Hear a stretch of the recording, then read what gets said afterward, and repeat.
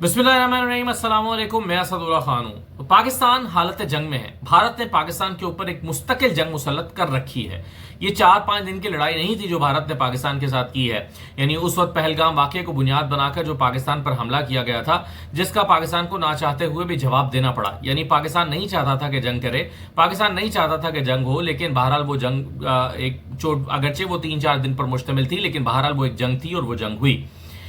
उसमें चूंकि भारत को काफी सुबकी हुई, भारत को परेशानी हुई, तो उसके बाद ये तवक्को की जा रही थी कि अब वो इसका बदला पाकिस्तान में दहशतगर्दी के वाकया से लेगा, और यही हुआ। मासूम बच्चों को निशाना बनाया गया है। जब आप बहुत झुंझलाहट का शिकार हो जाते हैं, जब आप शिकस्त की शर्मिंदगी का शिकार होते हैं, जब आपको हजीमत का सामना करना पड़ता है, आप गुस्से में होते हैं, फिर आप इस तरह के वाकयात, फिर इस तरह के हमले कराते हैं।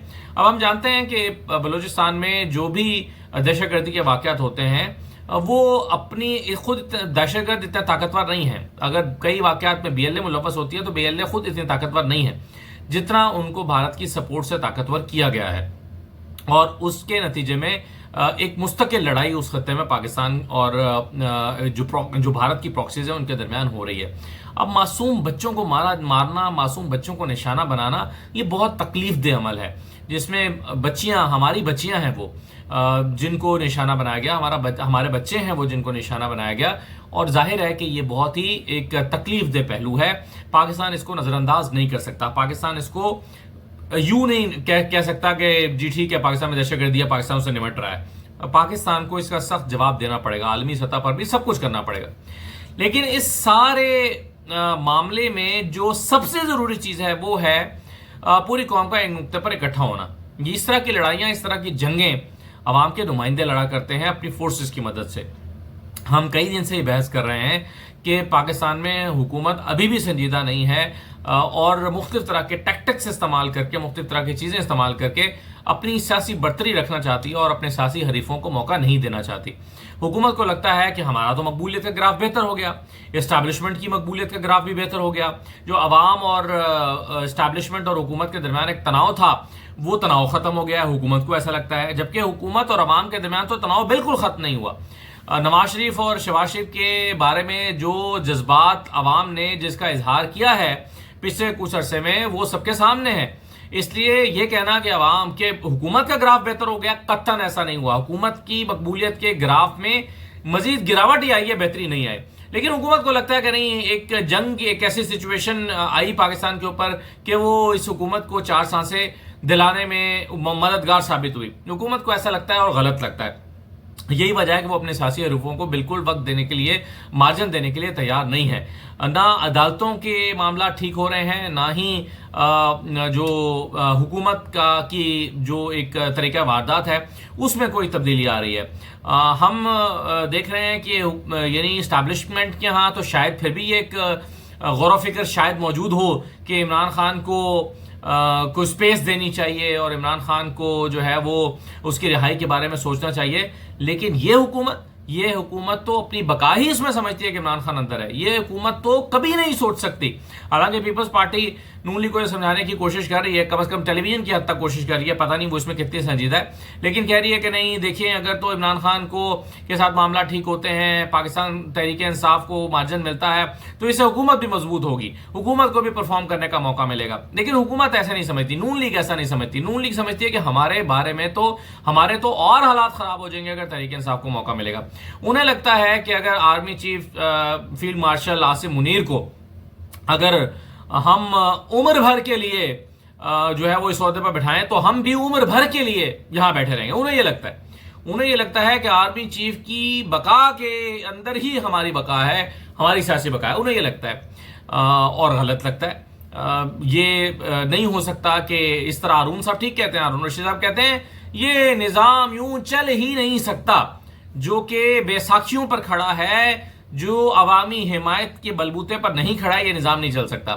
तो अब देखिए कि आज जो खुजदार में हुआ है, बच्चों पर हमला होना, आपको याद है इस वाक़े ने सानह APS की याद ताज़ा करा दी है, और सानह APS जो है उसके बाद पूरी कौम को इकट्ठा, यानी वो तनाव ख़त्म किया गया, तनाव ख़त्म हुआ, सियासी तनाव मौजूद था, धरना जारी था, ऑल पार्टीज कॉन्फ्रेंस हुई, उसमें सब लोगों ने शिरकत की, नेशनल एक्शन प्लान बना, उस पर अमल दरामद हुआ, दहशतगर्दों को कैफरे किरदार तक पहुंचाया गया और बच्चों के खून का बदला लिया गया।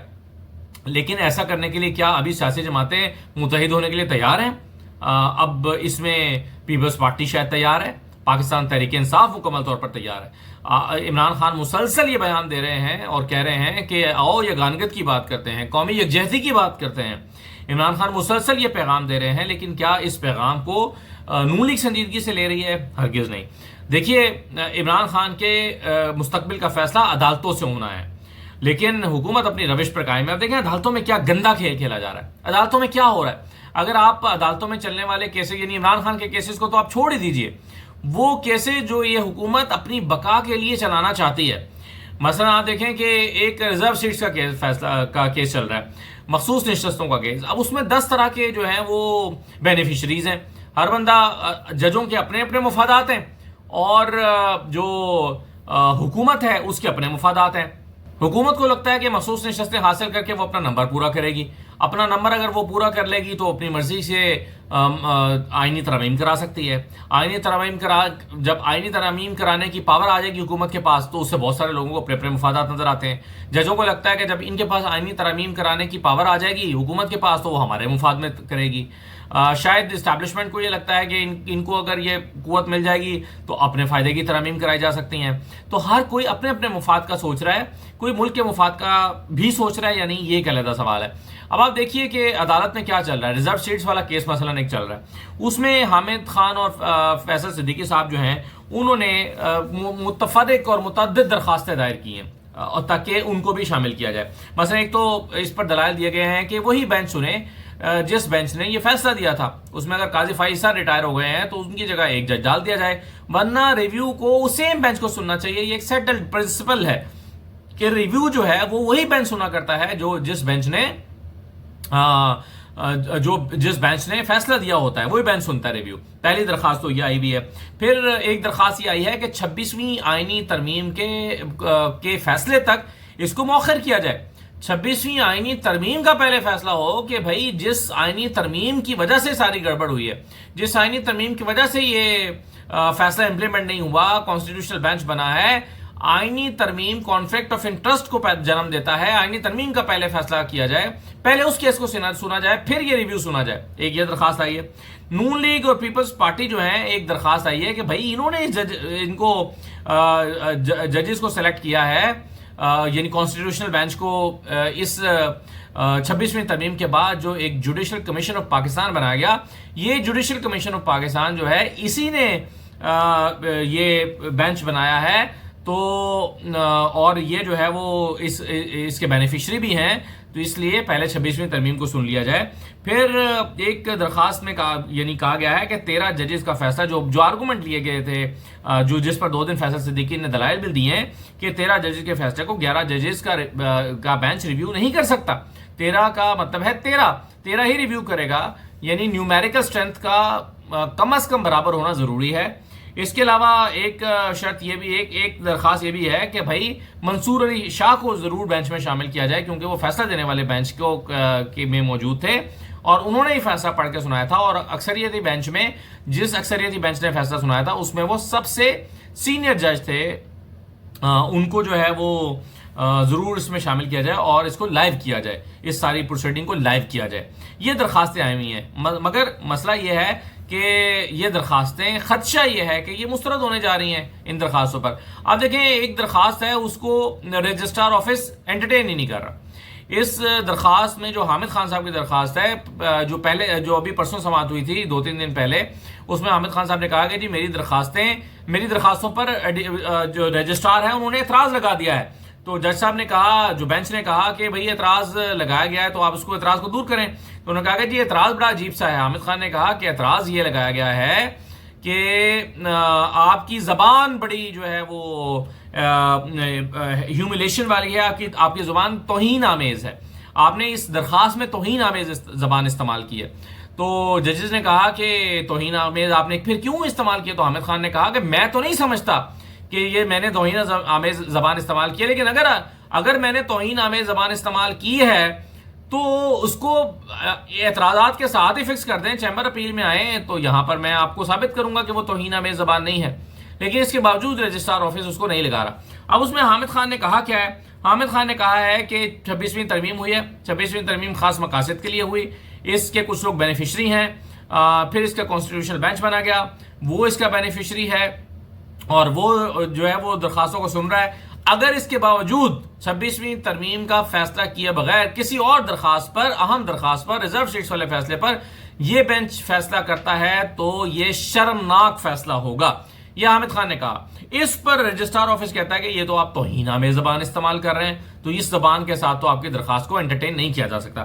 اب حامد خان نے کہا کہ اس کو چیمبر اپیل میں لگا دیں، آپ وہاں جا کر ہم یعنی اعتراضات سمیت لگا دیں، ججز کو اگر لگے گا کہ اعتراضات ہیں تو ججز اعتراض کو برقرار رکھیں گے، ورنہ وہ اس اعتراض کو دور کر کے سن لیں گے، جیسا کہ نارملی ہوا کرتا ہے۔ لیکن ان اعتراضات کے ساتھ بھی لگانے کے لیے رجسٹرار آفس تیار نہیں ہے، حامد خان کی درخواست کو انٹرٹین ہی نہیں کیا جا رہا۔ تو اب آپ دیکھیں کہ ہر جج کی اپنی اپنی کہانی ہے، ہر جج کے اپنے اپنے مفادات ہیں۔ مثلا اگر آپ محمد علی مظہر صاحب کو ہی دیکھ لیں تو محمد علی مظہر صاحب جو ہیں وہ ان کے اپنے مفادات ہیں، ان کو لگتا ہے کہ امین الدین کے جانے کے بعد وہ آئینی بینچ کے سربراہ بن جائیں گے اور سب سے زیادہ اس کے لیے وہ سوٹیبل ہیں۔ پھر ان کو یہ بھی لگتا ہے کہ اگر یہ کنٹینیو کرتے ہیں اور اچھا ان کا سکور اچھا رہتا ہے تو اور اچھے طریقے سے فیصلے کرتے رہتے ہیں، 2 سال کے بعد وہ چیف جسٹس آف پاکستان بن سکتے ہیں۔ محمد علی مظہر صاحب جو ہیں، جسٹس محمد علی مظہر صاحب، وہ آپ جانتے ہیں نا کہ جو کئی امپورٹنٹ کیسز کا وہ حصہ رہے ہیں، بلہ چھیننے والے فیصلے کا وہ حصہ رہے ہیں، پھر جو ابھی 13-8-5 کا فیصلہ تھا اس کا وہ حصہ رہے ہیں، سینیورٹی ججز والا جو کیس ہے اس کا وہ بھی حصہ ہیں۔ تو محمد علی مظہر صاحب جو ہیں، اب چونکہ ایک بڑا ظلم ہوا ہے کہ چیف جسٹس کو لگانے کا اختیار چونکہ حکومت کے پاس چلا گیا ہے، اس وقت بھی ہم نے اس خدشے کا اظہار کیا تھا کہ ہر جج یہ سوچ کے فیصلہ کرے گا کہ بھائی مجھے چیف جسٹس لگانے یا نہ لگانے کا فیصلہ اس حکومت نے کرنا ہے۔ ہر جج اس بات کو مد نظر رکھتے ہوئے فیصلہ کرے گا اور وہ اس کے مطابق مینیپولیٹ کر سکتا ہے۔ جج کو لگے گا کہ بھائی اگر میں نے یہ فیصلہ دیا اور حکومت ناراض ہوگی تو وہ مجھے چیف جسٹس نہیں لگائیں گے، جیسے منصور علی شاہ کے ساتھ ہوا۔ 8-5 کا فیصلہ دیا، انہوں نے ریزرو سیٹس پی ٹی آئی کو دینے کا فیصلہ دیا، ان کا پتہ ہی کٹ گیا، ان کی لائن ہی کٹ گئی، ان کو جو ہے وہ چیف جسٹس کی دوڑ سے باہر نکال دیا گیا۔ تو ہر جج یہ سوچے گا کہ بھائی مجھے تو پھر اس دوڑ سے باہر کر دیا جائے گا۔ محمد علی مظہر صاحب کا ویسے ایک ٹریک ریکارڈ جو ہے وہ بڑا اتفاق ہے اس میں کہ وہ پہلے عمر رضا بندیال صاحب جب چیف جسٹس تھے تو ان کے ساتھ تھے، قاضی فائزہ جب چیف جسٹس تھے تو وہ ان کے گروپ میں چلے گئے، پھر جیسے یحییٰ افریدی جب چیف جسٹس بنے تو وہ ان کے گروپ میں آ گئے، پھر کانسٹیٹیوشنل بینچ بنا تو وہ امین الدین کے گروپ میں آ گئے۔ تو محمد علی مظہر صاحب جو ہیں وہ تو اپنے ایک طریقہ کار کے مطابق چلے جا رہے ہیں، اور جب یہ جو فیصلہ آیا تھا 8-5 کا ریزرو سیٹس دینے والا، اس میں بھی انہوں نے اس لیے ساتھ دیا تھا اس فیصلے میں ان کا جسٹس منصور کا، کیونکہ ان کو لگتا تھا کہ جسٹس منصور جو ہیں وہ چیف جسٹس بننے والے ہیں۔ تو اگر ججز اس انٹینشن کے ساتھ فیصلے دے رہے ہوں گے، اگر میری بات غلط ہے تو پھر یہ محض یہ حسن اتفاق ہے، یہ کہ یہ سارا کچھ ہو رہا ہے، یعنی یہ محض اتفاق ہے کہ محمد علی مظہر صاحب ہر طاقتور جج چیف کے ساتھ کھڑے ہو جاتے ہیں۔ تو یا تو یہ محض اتفاق ہے یا میری بات ٹھیک ہے۔ تو اس طرح اگر عدالتوں کا حال ہوگا تو پھر تو کچھ نہیں ہوگا۔ اب دیکھیں نا، جیسا کہ میں بھی کہا تھا کہ خضدار واقعے کے بعد اس بات کی ضرورت کو اور محسوس کیا گیا ہے کہ قومی یکجہتی ہونی چاہیے۔ اب اس قومی یکجہتی کو پروان چڑھانے کی آپ خواہش بھی رکھتے ہیں اور چند دن کے اندر ریزرو سیٹس کا فیصلہ آ جائے جس میں مخصوص نشستیں پی ٹی آئی کو نہیں بلکہ باقی سیاسی جماعتوں کو دے دی جائیں، تو آپ سوچیں کہ ملک میں کیا ماحول ہوگا، کیا ماحول ہوگا؟ کیا ایسی صورت میں قومی یکجہتی ہو سکتی ہے؟ کیا پاکستان تحریک انصاف کو مسلسل دیوار کے ساتھ لگائے رکھیں اور ان سے قومی یکجہتی کے لیے حمایت مانگتے رہیں؟ کیا یہ دونوں چیزیں ہو سکتی ہیں؟ بھائی آپ بھی تو سیاسی طور پر کچھ دیں نا پی ٹی آئی کو، آپ سیاسی طور پر کیا دے سکتے ہیں؟ کوئی مجھے کہتا ہے کہ جی فیصلے تو نون لیگ کے لوگ کہتے ہیں فیصلے تو جی عدالتوں نے کرنے ہیں، تو بھائی عدالتیں تو مکمل طور پر کنٹرولڈ ہیں۔ عدالتوں کا حال تو یہ ہے کہ ایک عدالت جو ہے وہ جب نواز شریف کے حالات خراب ہوتے ہیں، جب ریاست ان کے خلاف ہوتی ہے تو نواز شریف جو ہیں وہ نااہل ہو جاتے ہیں، پھر نواز شریف کو جب ان کے ساتھ ڈیل ہو جاتی ہے تو لندن میں بیٹھے عدالت میں حاضر ہوئے بغیر، عدالت میں پیش ہوئے بغیر ان کو راہداری ضمانت مل جاتی ہے۔ ایک وقت میں نیب کا پروسیکیوٹر آ کر کہتا ہے کہ مریم نواز کرپٹ ہیں، انہوں نے اثاثے رکھے ہوئے ہیں، اور جب حالات بدلتے ہیں، ہواؤں کا رخ تبدیل ہوتا ہے تو وہی پروسیکیوٹر، کوئی اور نہیں، سیم پروسیکیوٹر، وہی بندہ آ کر عدالتوں میں کھڑے ہو کر کہتا ہے کہ نہیں جی ہمارے پاس تو ان کے خلاف کوئی ثبوت ہی نہیں ہے۔ تو عدالتوں کی تو یہ حیثیت اور یہ اوقات ہو گئی ہوئی ہے. ایسے میں آپ کہتے ہیں کہ نہیں عمران خان کے فیصلے تو عدالتوں سے ہونے ہیں. نہیں بھائی، عدالتوں سے نہیں ہونے.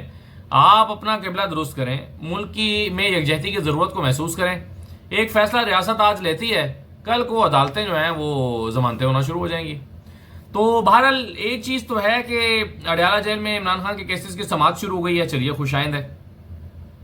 اور اس میں ملاقاتیں شروع ہو گئی ہیں، چلیے خوش آئند ہے. لیکن بہرحال عوام کو اب انتظار ہے، عوام اس وقت اپنے اوپر قابو کر کے بیٹھے ہیں. عوام کو انتظار ہے کہ ریاست بہرحال کیا فیصلہ لیتی ہے پاکستان تحریک انصاف کے مستقبل کے حوالے سے. اور اگر کوئی حوصلہ افزا فیصلہ نہ آیا، اور اگر کوئی ایسا فیصلہ نہ آیا کہ جس میں 2-3 سال کی زیادتیوں کا کچھ ازالہ کیا گیا ہو، اور عمران خان کی رہائی سے متعلق کوئی چیز نظر لوگوں کو نہ آئی، تو بڑا خدشہ ہے کہ قومی یکجہتی کو نقصان پہنچ سکتا ہے. اور اگر قومی یکجہتی کو نقصان پہنچا تو پھر ہم یہ جو BLA جیسے چیلنجز ہیں، یہ جو دہشت گردی جیسے چیلنجز ہیں، یہ جو معصوم بچوں پر حملوں جیسے چیلنجز ہیں، ان سے نمٹنا زیادہ آسان نہیں رہے گا. اجازت دیجیے، اللہ حافظ.